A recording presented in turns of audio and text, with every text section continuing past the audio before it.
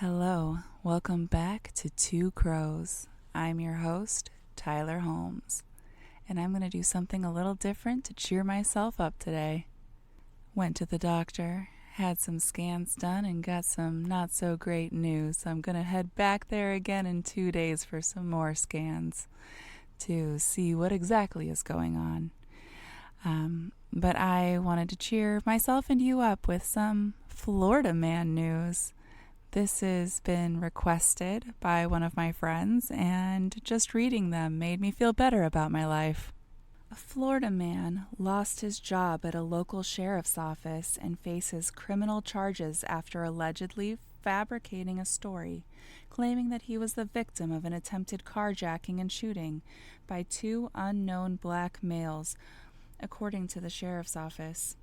Dakota Wood, 21, of a town I don't even want to butcher's name, initially told deputies that the two men shot him in the leg and he returned fire. However, while being treated for his wounds, he allegedly confessed that he shot himself. Hernando County Sheriff's Office said in a press release Friday. Wood resigned from his job as a telecommunicator with HCSO amid the investigation into the June 30th incident. Wood faces charges of tampering with and fabricating physical evidence, false reporting of commission of crimes, and discharge of a firearm in a public or residential property. Now, I won't say that I've tried to get out of work or anything like that before, but I can't even imagine pulling that sort of prank. I don't even know what to call that. In other southern news, a man in Florida had a nasty surprise when he went to the toilet, encountering an angry iguana sitting right in the bowl. The man, named John Riddle, who lives in Hollywood, Florida, found the irate reptile after noticing the door between his pool and the toilet had been left open.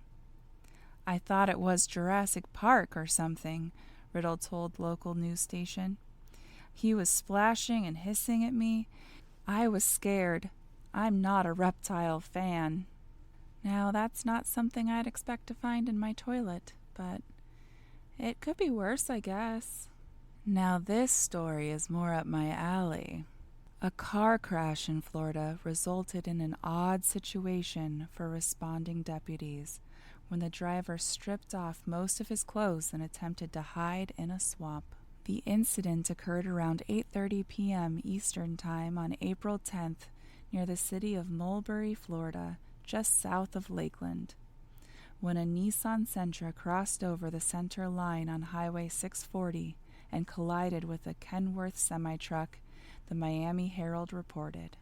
Deputies with the Polk County Sheriff's Office responded to the scene and learned that the driver of the Sentra, 23-year-old Mulberry resident Zachary Brooks, had a seemingly panicked reaction to the incident. Instead of exchanging information with the semi-truck driver, he allegedly fled the scene while stripping off items of clothing. After the crash, the defendant ran away from the scene without providing information such as a driver's license, insurance, or vehicle registration, one of the responding deputies wrote in an official report. The defendant was described as having taken his clothes off and running away in just his underwear. Search dogs were brought into the scene to search for the fleeing man. Eventually, he was located under strange conditions, hiding approximately 1 mile into a nearby swamp, wearing nothing but a blue pair of boxers. After he was found, the suspect cooperated with deputies, complied with his arrest, and was treated for minor injuries. I kind of like this guy. And for my final story of the day, a Florida man reportedly took cut and run to a whole new level by cutting the grass in his getaway vehicle by fleeing from police officers on a lawnmower. Dusty Mobley, 40, was arrested on Saturday after a bizarre police chase. Deputies added that his arrest came just 7 months after Mobley had jumped into a swamp to escape deputies who were looking to serve warrants on him. No, not the same guy as the last story. I had that same question myself. Deputies went to a home at 9:30 a.m. on Sunday on Pasco Broxton Circle in Holt, Florida, to arrest Mobley on an outstanding warrant, but Mobley allegedly tried to escape by speeding away as fast as a John Deere ride-on lawnmower could carry him, until officers caught up and used a stun gun to capture him. It's unclear if the officers gave chase on foot or were in their patrol car. Good on ya, buddy. I hope these stories cheered you up as much as they cheered me up.